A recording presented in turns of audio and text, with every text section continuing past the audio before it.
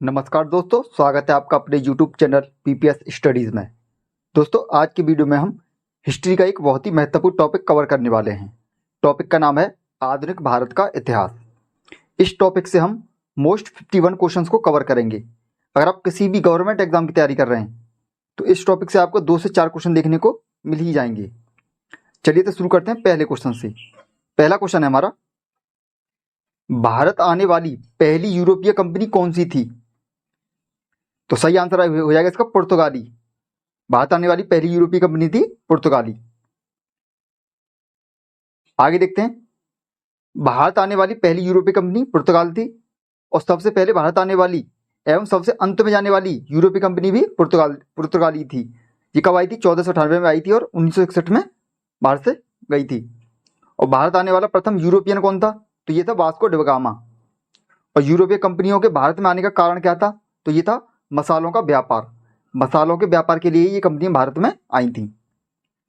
पहला क्वेश्चन देखते हैं, भारत आने वाली यूरोपीय कंपनियों का सही क्रम निम्न में से कौन सा है?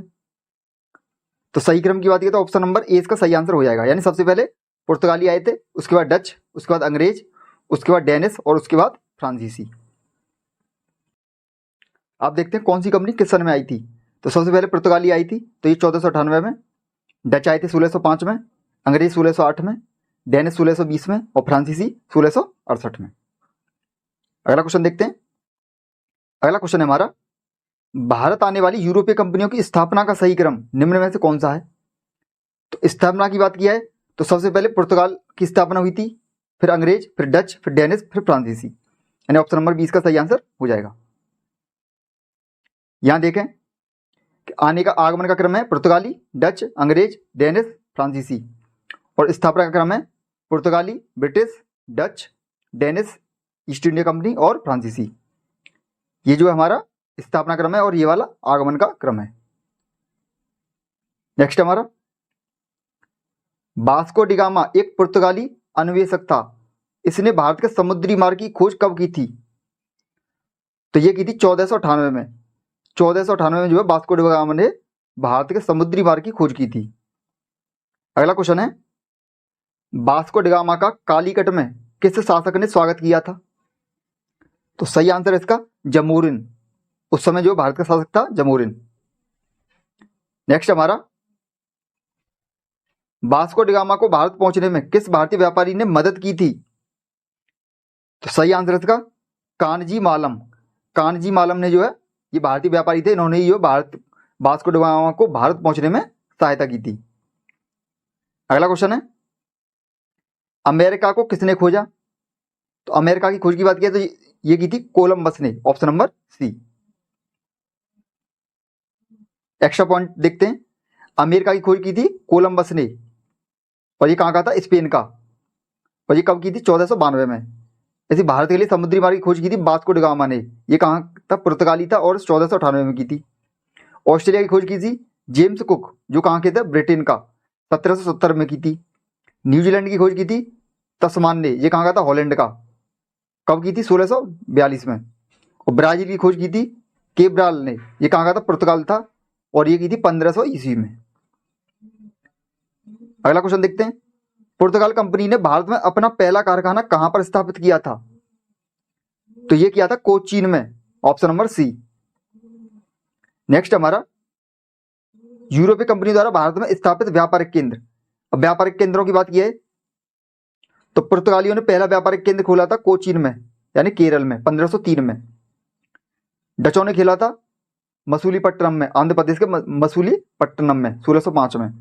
अंग्रेजों ने खोला था मसूलीपट्टनम में ही खोला था, आंध्र प्रदेश के में, 1611 में। डेनिशों ने खोला था तमिलनाडु के टांक्यूबार में, 1620 में। और फ्रांसीसियों ने खोला था गुजरात के सूरत में, 1668 में। नेक्स्ट हमारा, भारत में प्रथम पुर्तगाली गवर्नर बनकर कौन आया था?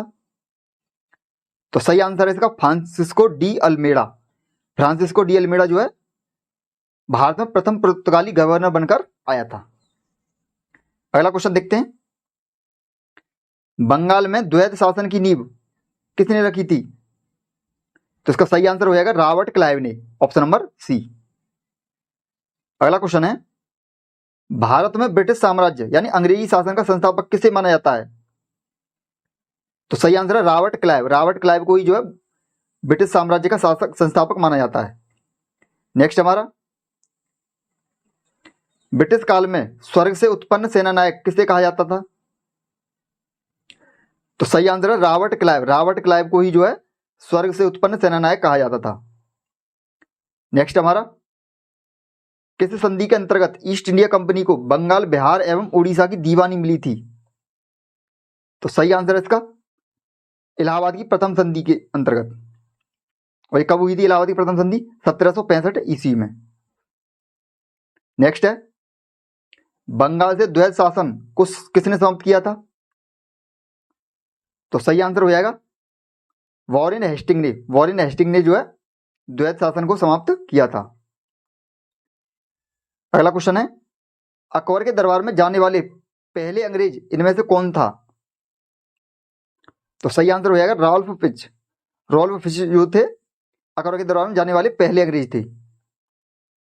नेक्स्ट है, पानीपत के तीसरे युद्ध के दौरान मुगल सम्राट कौन था? तो सही आंसर हो जाएगा शाह आलम द्वितीय। पानीपत के तीसरे युद्ध के दौरान मुगल सम्राट जो था शाह आलम द्वितीय था। नेक्स्ट है, सती प्रथा को किसने अवैध और दंडनीय घोषित किया था?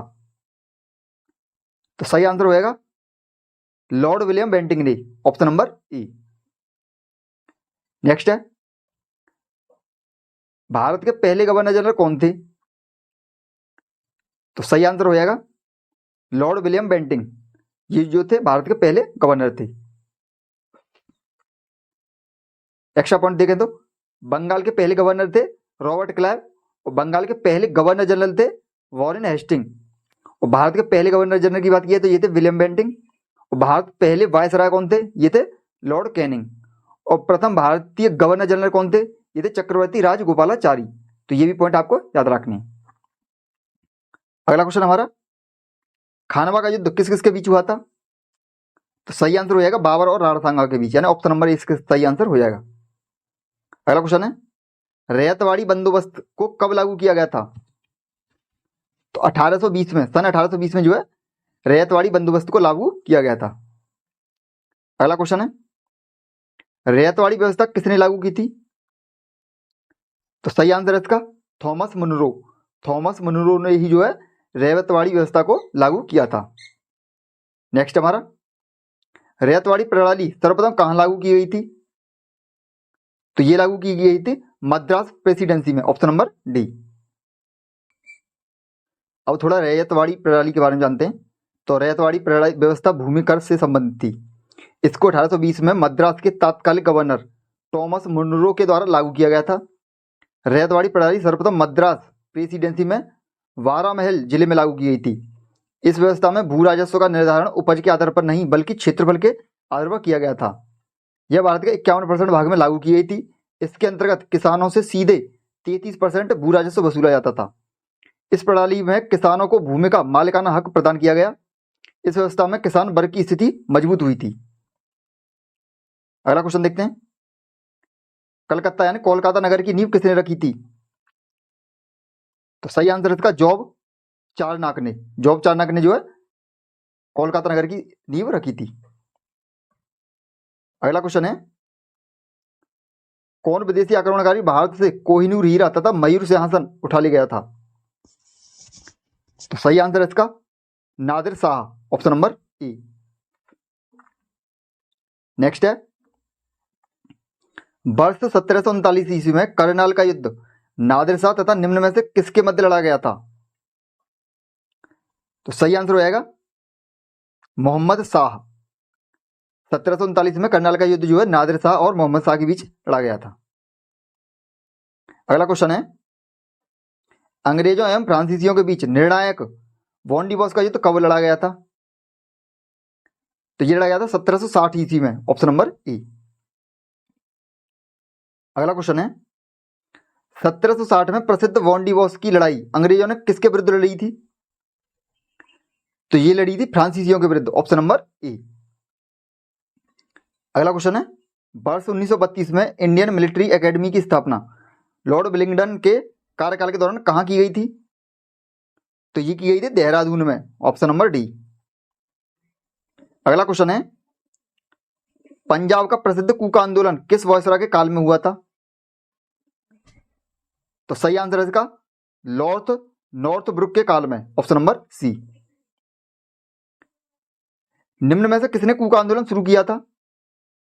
तो सही आंसर हो जाएगा इसका ऑप्शन नंबर डी, सतगुरु राम सिंह ने। नेक्स्ट हमारा, कूका आंदोलन कहां शुरू किया गया था? तो ये शुरू किया गया था पंजाब में, ऑप्शन नंबर बी। नेक्स्ट हमारा, अब कूका आंदोलन के बारे में जानते हैं। तो कूका आंदोलन जो है 1871 से 1872 तक चला था। इसका उद्देश्य क्या था? अंग्रेजों द्वारा की जा रही गायों की हत्या का विरोध करना। और विद्रोहकारी कौन थे? पंजाब के कूका लोग, नामधारी सिख।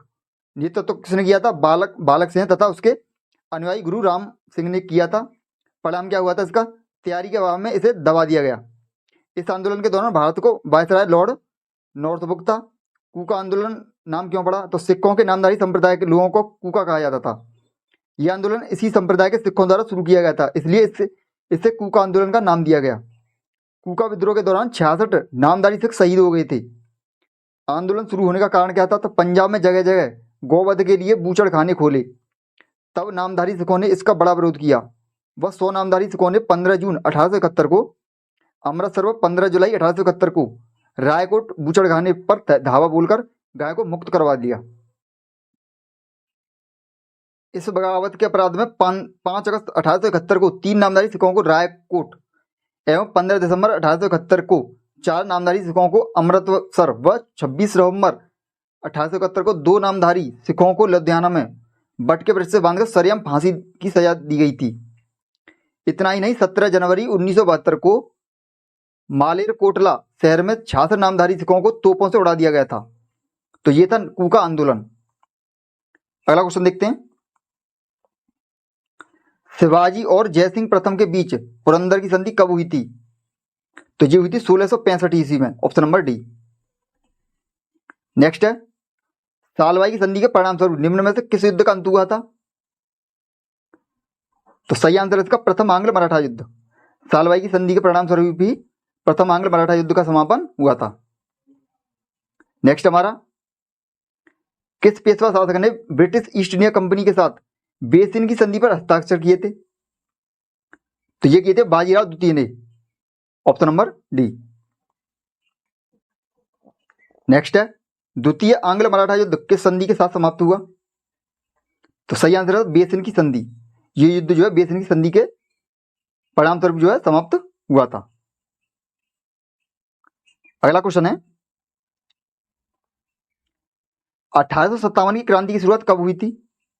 तो सही आंसर है इसका 10 मई 1857 को।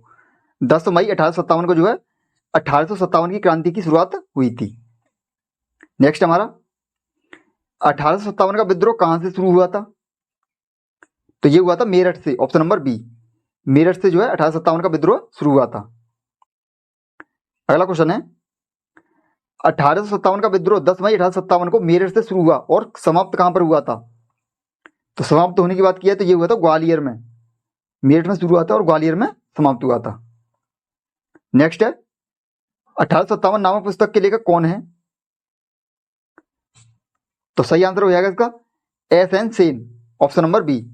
एस.एन. सेन जो है 1857 नामक पुस्तक के लेखक हैं। नेक्स्ट हमारा, the Indian war of independence 1857 के लेखक कौन थे? तो ये थे वी.डी. सावरकर। वी.डी. सावरकर यानी इनका पूरा नाम है विनायक दामोदर सावरकर।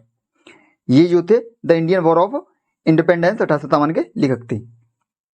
नेक्स्ट हमारा, भारत का स्वतंत्रता संग्राम पुस्तक किसने लिखी थी? तो सही आंसर है विनायक दामोदर सावरकर ने। नेक्स्ट हमारा, इंदिरा गांधी की जीवनी के लेखक का नाम क्या है? तो सही आंसर है इसका पुपुल जयकर। पुपुल जयकर। नेक्स्ट है, इटर्नल इंडिया नामक लोकप्रिय पुस्तक किसने लिखी है? तो सही आंसर है इसका इंदिरा गांधी ने, ऑप्शन नंबर सी। नेक्स्ट हमारा, ग्लिम्पसेज ऑफ वर्ल्ड हिस्ट्री पुस्तक किसने लिखी?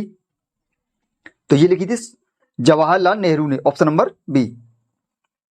अगला क्वेश्चन है, प्रसिद्ध पुस्तक पुराने पन्नों का एक समूह के लेखक कौन है? तो ये लिखी थी पंडित जवाहरलाल नेहरू ने, option number B. An autobiography किसकी आत्मकथा का नाम है? तो सही आंसर है इसका Jawaharlal Nehru, option number A. Next है, लोकनायक के उपनाम से किसे जाना जाता है? सही आंसर है जयप्रकाश नारायण। जयप्रकाश नारायण को जो है लोकनायक के उपनाम से भी जाना जाता है। अगला क्वेश्चन है, देश के पहले श्रम मंत्री जगजीवन राम को किस उपनाम से जाना जाता है? तो इन्हें जाना जाता है बाबूजी के नाम से, ऑप्शन नंबर बी। नेक्स्ट है, सीमांत गांधी यानी फ्रंटियर गांधी के उपनाम से किसे जाना जाता है? तो सही आंसर हो जाएगा खान अब्दुल गफ्फार खान को। इन्हें जो है सीमांत गांधी के उपनाम से भी जाना जाता है। नेक्स्ट है हमारा, भारतीय राष्ट्रीय कांग्रेस का नामकरण किसने किया था? तो सही आंसर हो जाएगा दादा भाई नौरोजी ने, ऑप्शन नंबर सी। इस वीडियो का लास्ट क्वेश्चन है, भारतीय राष्ट्रीय कांग्रेस के पहले अधिवेशन में पहला प्रस्ताव किसने पेश किया था?